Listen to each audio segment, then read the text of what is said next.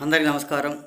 రాష్ట్ర ప్రజలకి, శ్రేయభిలాషులకి, ప్రతి ఒక్కళ్ళకి ఒక మహిళ వైసీపీ మరి ఆవిడకు అంత ఉంటే మీడియా ముందు కాదు, ఏది మాట్లాడినా ఎలా మాట్లాడినా కానీ రాధాకృష్ణ గారి దగ్గరకు వచ్చి తోలు తీసి చెప్పులు కుట్టించుకోమని చెప్పు.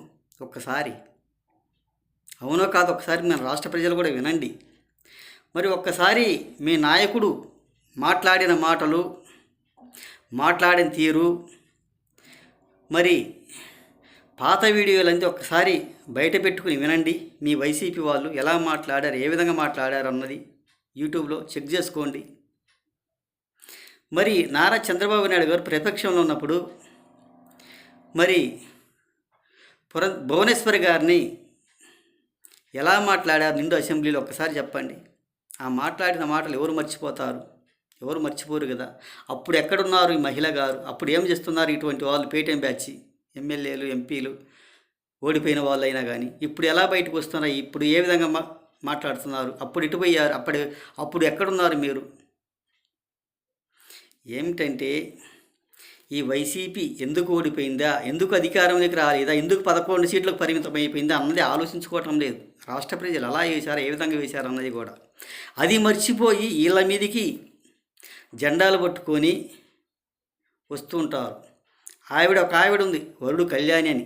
ఆ జెండాలు పట్టుకొని ఒక 10 మంది గ్రూప్ పెట్టుకొని వాళ్ళు డబ్బులు ఇచ్చి ఏదో ఎంతో పూటకులు జరపడానికి పెట్టి ఉంటారు. వాళ్ళ జెండాలు పట్టుకొని క్షమాపణ చెప్పండి అంటారు. అప్పుడు క్షమాపణ చెప్పకుండా అప్పుడు ఎక్కడికి పోయింది ఈమె?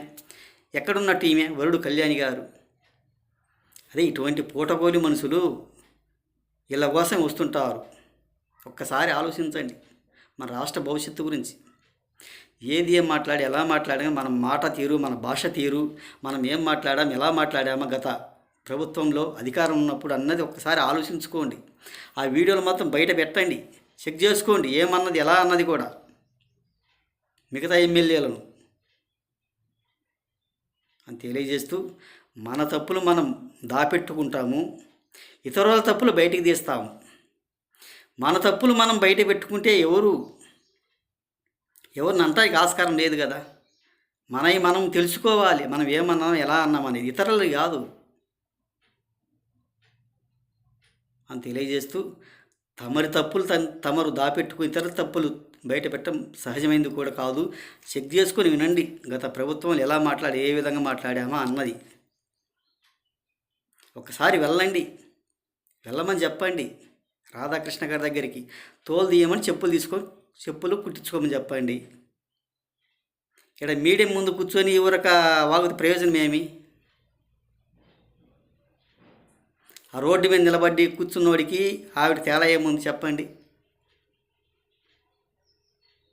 అని తెలియజేస్తూ, ప్రతి ఒక్కళ్ళకి హృదయపూర్వక ధన్యవాదాలు.